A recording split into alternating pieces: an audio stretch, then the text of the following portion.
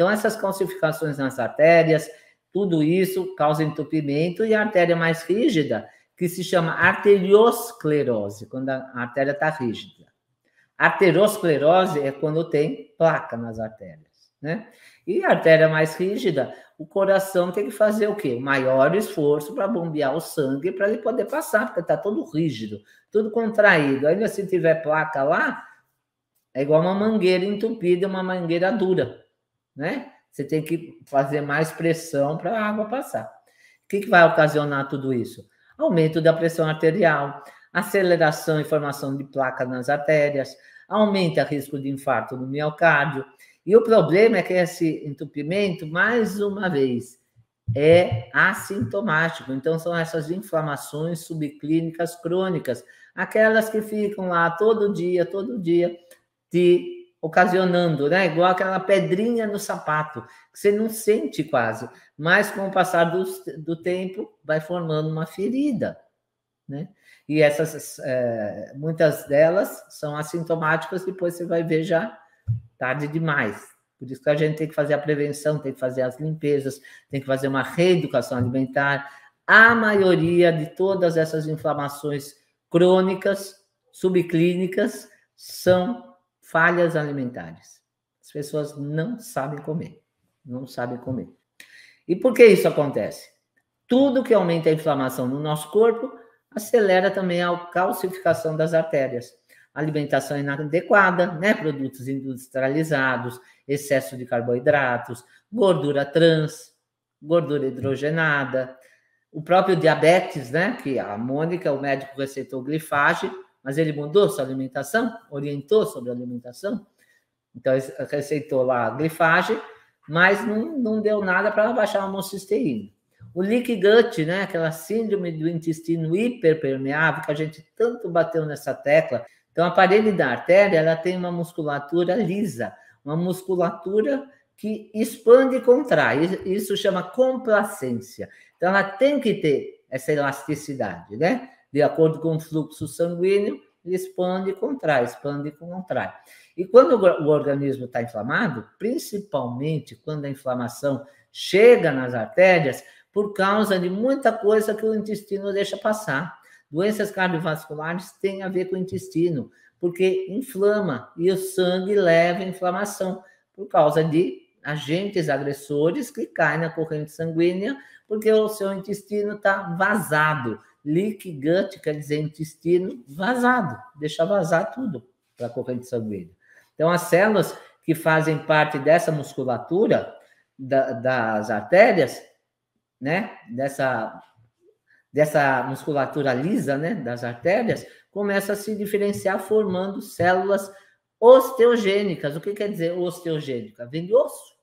Começa a calcificar a própria artéria, tá? Então, são células produtoras de osso, deixando a artéria mais rígida. E a gente tem uma proteína chamada matriz GLA protein, que protege a mineralização das artérias, ou seja, protege contra a mineralização, não deixa calcificar as artérias. Essa matriz GLA protein é uma proteína.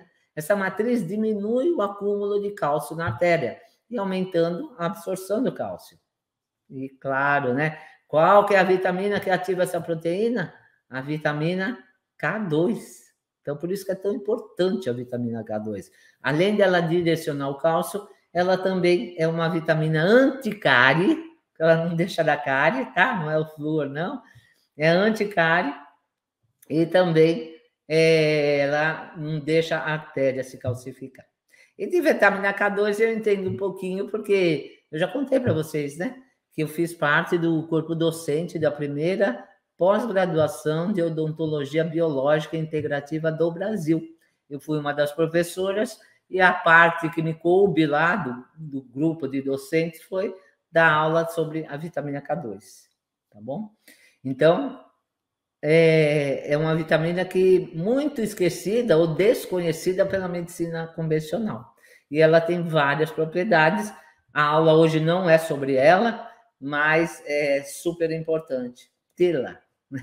E o intestino desbiótico não vai absorver, né, a vitamina K2. Por isso que é tão importante. E quem tem também, perdeu a vesícula, tem problema no fígado, não vai absorver também, porque a vitamina K2 é uma das vitaminas lipossolúveis, tá? Que são absorvidas, metabolizadas no fígado.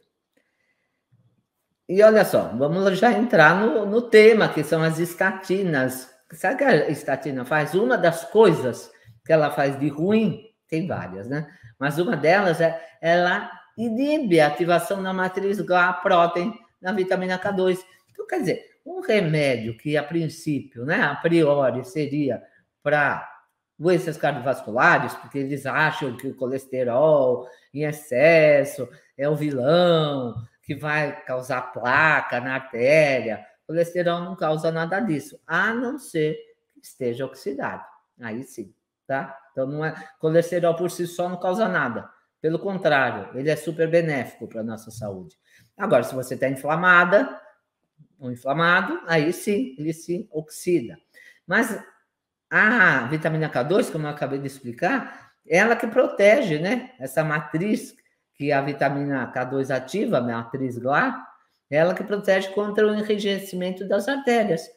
E esse medicamento aí inibe a ativação dessa matriz. Quer dizer, o bom que está fazendo a matriz GLA é inibida pela estatina.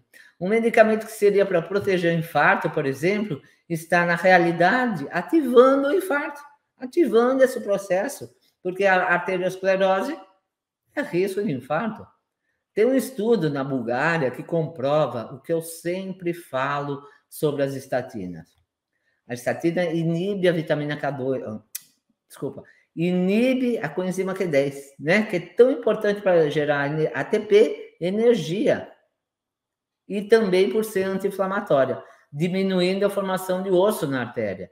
Então, a coenzima Q10 é importantíssima para o coração.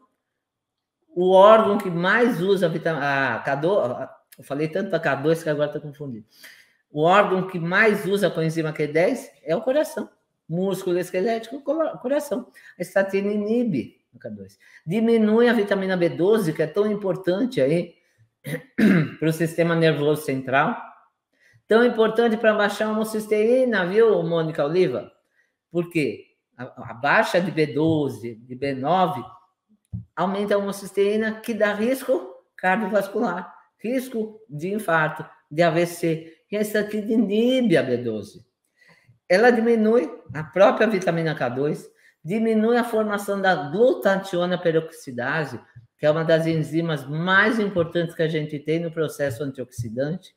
Então, veja quanta coisa boa que ela inibe, só para baixar seu colesterol, e de repente nem precisa baixar, porque não está tão alto assim, e não está oxidado. Então, é usada indiscriminadamente. Claro que tem algumas pessoas que precisam, porque tem um fator familiar que o colesterol é muito, muito alto e não abaixa de jeito nenhum.